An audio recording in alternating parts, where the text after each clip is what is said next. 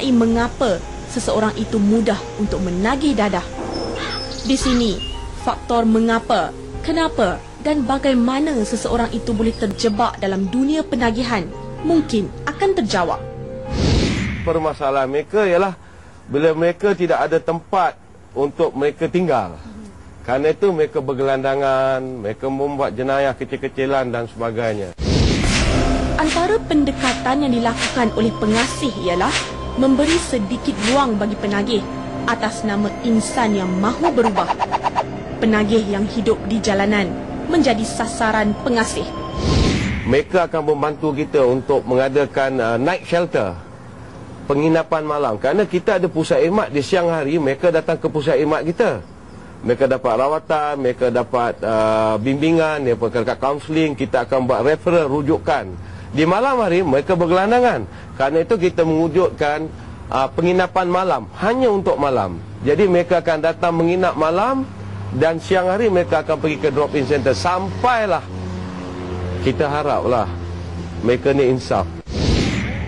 Matlamat utama pengasih ialah melahirkan bekas-bekas penagih yang mampu membebaskan diri dari dadah dan jenayah, di samping berfungsi sebagai anggota yang bertanggungjawab dalam keluarga, masyarakat dan negara. Modaliti pemulihan antara alternatif rawatan bagi bekas-bekas penagih. Kefahaman yang mendalam dan teknik mencegah penagihan diterapkan dalam program ini. Usaha yang dilakukan oleh pengasih bagi menghapuskan penagih jalanan patut dipuji dan dicontohi oleh semua pihak. Saya sentiasa percaya penagih dadah boleh berubah. Dan kerana itulah yang mendorong saya melaksanakan program ini sampai 15 tahun. Dan kejayaan dia juga atas penilaian dilakukan oleh Universiti Utara Malaysia. Mereka yang dah keluar pada rawatan pemulihan kita 2 tahun tapi masih kekal bebas dadah. Konsep dia, konsep mesra yang bertanggungjawab. Kerana itu mereka dah keluar pada program ini pun mereka tetap datang untuk hadiri sesi kelompok sokong bantu jaga lanjutan atau aftercare. Paparan penagih jalan yang menagih dadah pattern lama iaitu heroin telah kami paparkan. Namun, ancaman paling besar hari ini ialah dadah pattern baru dari kelas metafetamin iaitu syabu dan ekstasi, cabaran generasi baru. Di pengasih, kami menemui seorang penagih syabu. Yang saya betul-betul hisap ni umur saya 22 lah. Yang saya jadi start hisap hari-hari.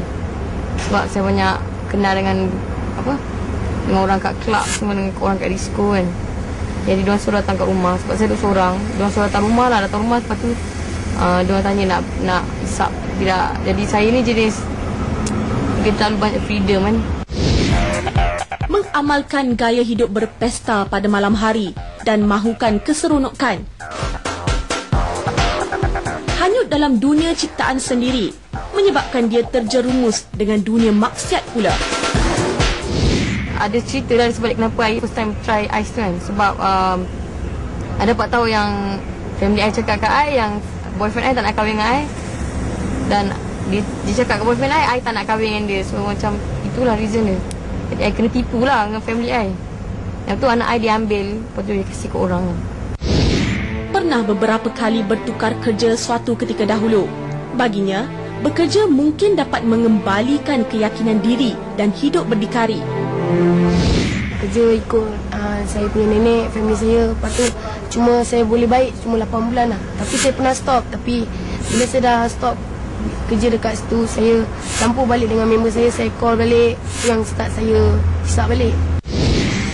Nyata, segala keperitan hidup semasa menagih membuatnya untuk kembali ke pangkal jalan.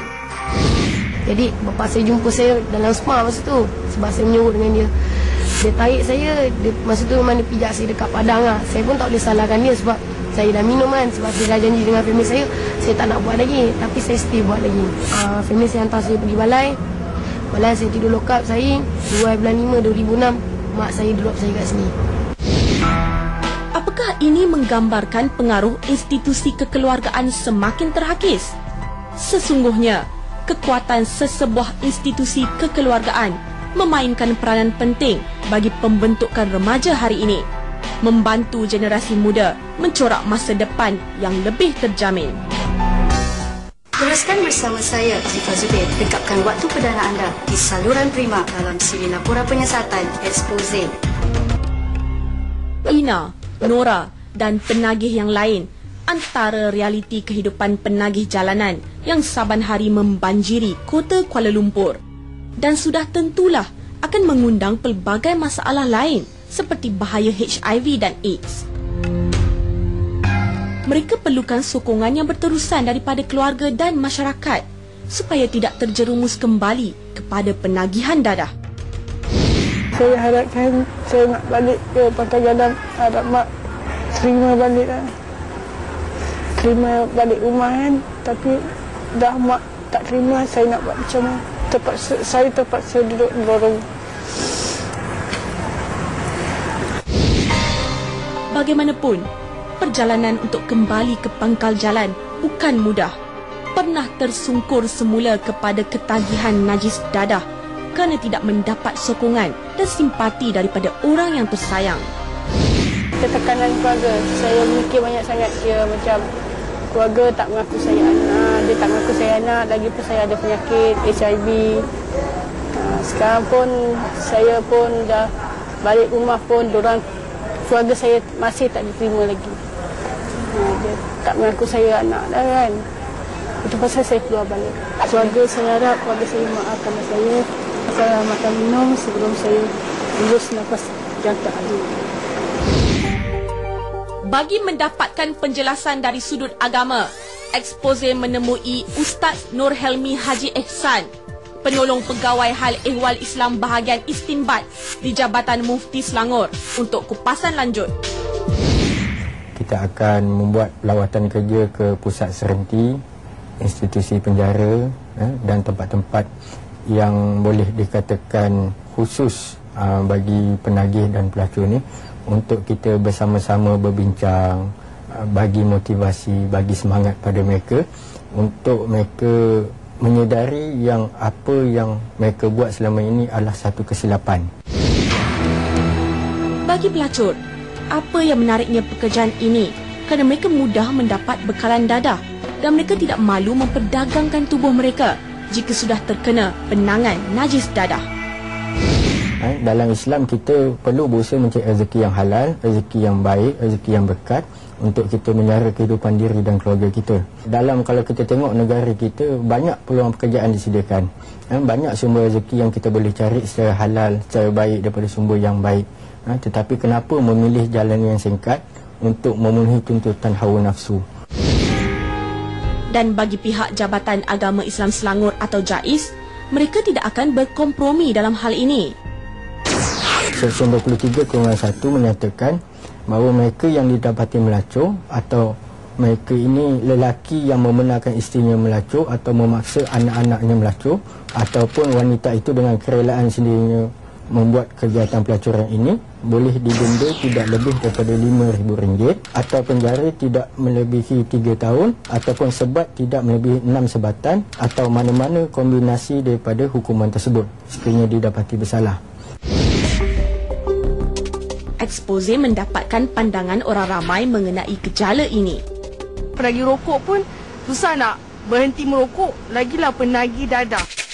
Bila macam merokok pun susah nak hilang tagih merokok. Dadah ni lagi berat sebenarnya. Bila kita start isap dadah memang kita takkan berhenti lah walau kita masuk pusat pemulihan. Kesedaran atas masing-masing atas diri pada penagih itu sendiri. Adakah mereka ini patut dibiarkan terus hanyut? Apakah pendekatan terbaik menyelamatkan mereka? Dalam isu ini, semua pihak harus campur tangan dalam memecahkan sak budaya penagihan ini. Mampukah Malaysia bebas daripada dadah pada tahun 2015 seperti yang diwar-warkan kerajaan?